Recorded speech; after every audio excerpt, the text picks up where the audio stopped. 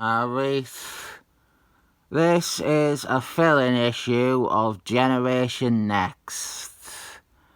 Generation Next, issue 32, featuring the Circus of Crime. I hate the Circus of Crime, but you all love the Circus of Crime. I have already ran out of things to say about the Circus of Crime. I reckon Ringmaster has hypnotised all of you into thinking that you love the Circus of Crime. But the truth is, he has mesmerised you so that they can steal your money and your valuables. That is what they do.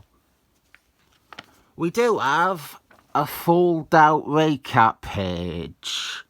So pause here if you want a rundown of the characters or the dreadful retcon we have to deal with. A lot of this does refer to a retcon from the issue prior. A real trash fire of a retcon. And to this issue's credit, I am not going to even explain it. I do not consider it worth mentioning. We have two strands in this issue, and one of them is Squealy with Boar and Myra. What brought us here in the first place is Excalibur 115, which continued on from the events of this meeting. This issue is written by Tom Falcon, and there are not many pages of this issue where you would guess it was Tom Falcon writing. Our main plot involves Ush. She convinces Emma Frosties to let her take the rest of the students for a day out at the circus to unwind after they were handed the abysmal retcon about M. The circus in question are the Circus of Crime. Somehow, in 1997, the Circus of Crime are still performing shows, and they still get punters in to watch their show, which has to be known to be criminal and illicit. I hate the Circus of Crime, and I think nothing sells that more than the declaration, I do not know where they first appeared. I could probably work it out. Let's think. Spider-Man, Amazing Spider-Man 16, they are in that. First meeting of Spider-Man and Daredevil too. I think they were in ones before that, maybe. Aren't they in Avengers issue 1? Doesn't Hulk run off and join... No, wait, Hulk. They were in Hulk. Hulk issue 3. I think that would be their first appearance. The Circus of Crime are a group of circus performers who hypnotise the audience and steal their money and do other criminally circus things. They're rubbish. I don't know why you all like them. Maybe my favourite bit of this issue is when Ush tries to convince her fellow students to go see the circus, and every single one of them says no. Surprising level of awareness from Tom Falcon. No teenager in 1997 is going to the circus. We get one page of Emma Frosties, and it is wonderful and glorious. Best part of the issue, Any part with Emma Frosty's is the best part of every issue. Right, so Squealy, him and Boring Myra, she has muty AIDS, and I need to make a correction. In my review of Excalibur 115, I said that it was Excellent Men Prime where we first found out she had muty AIDS. But it was actually Excalibur 81. I forgot it because it is a random issue right in the middle of Borg Covenant crossover issues. Right at the end of that issue, she tells Dr. X she has come down with a case of the muty AIDS. The thing is, they actually don't really mention it again, or use it as a plot point until Excellent Men Prime. I actually like the muty AIDS plotline, not just with Boring Myra, but overall.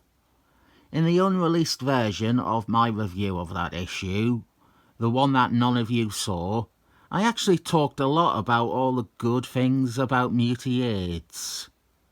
I thought as an overwhelming threat that was always there in the background, and that it was affecting some modestly well-known characters, and that there actually didn't seem to be a solution to it.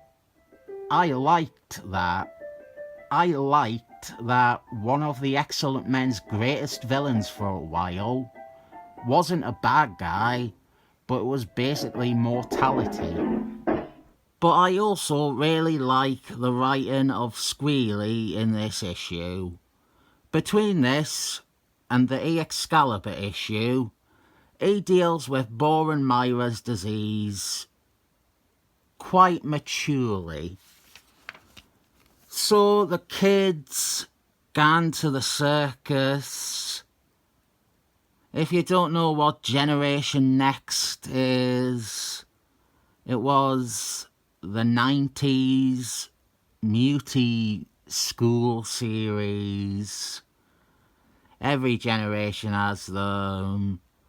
There was the original Excellent Men. There was New Muties. And then after this, there is the New Excellent Men. Well, Generation Next was the 90s edition of the School for Gifted Youngsters.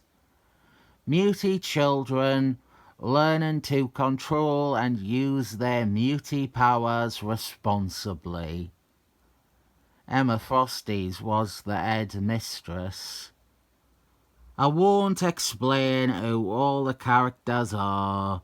You can pause on the recap page for that. But Julie Lee is the one you all know. And most of the rest all have some significant usage over the years. Right, so here is why I don't like the Circus of Crime. There are maybe 2 Marvel heroes who the Circus of Crime are appropriate rogues for. However, for some reason, in the Silver Age especially, the Circus of Crime would fight everyone. They would appear several times a year in any conceivable title.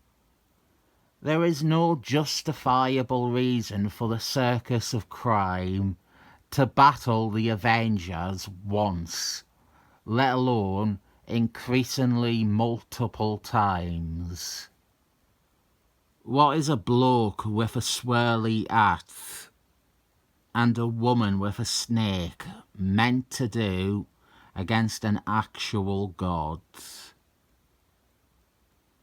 The other thing, and it is demonstrated quite well in this issue, is that they really are one-trick ponies.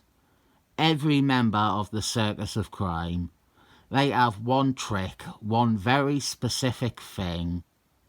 And once a hero has come up with a solution to that, there is no fight left. Also, I am amazed that they have the Humong Cannonball fight Ush, and they somehow did not have her make a reference to the fact that her brother is Cannonballs. My brother should sue you for copyright infringement, that sort of thing. But yeah, the Circus of Crime, they are not a serious threat in a world of superheroes. The other thing is that individually, there are maybe 3 members of the Circus of Crime that have actual characterization over the years. Well, 3 of the main recurring members. Honestly, that a character like Taskman ever joined the Circus of Crime is maybe the greatest crime the Circus of Crime ever crimed. What I would say is the worst part of this issue is the ending. It is a bit insane and unhinged. One of the stupid acrobat twats in the Circus of Crime breaks his brother's ribs. So they all stop fighting, and now they are all friends. And the Muty kids decide that the Circus of Crime, who were actually attempting to rob their audience before the Muties stopped them. Well, the Circus of Crime, they are outcasts too. And we're not so different, you and I. Nonsensical ending. The picnic between Squealy and Boar and Myra is sweet though. Feel free to tell me how unfair I am against the Circus of Crime. Tell me all of your favourite Circus of Crime stories and character arcs below. This one is a mixed bag. There's some alright stuff in there. The only really bad thing is the random resolve of the conflict. I will happily excuse the issue for having to deal with and address the retcon. This is readable. Yeah, that's my assessment. 7 thumbs up.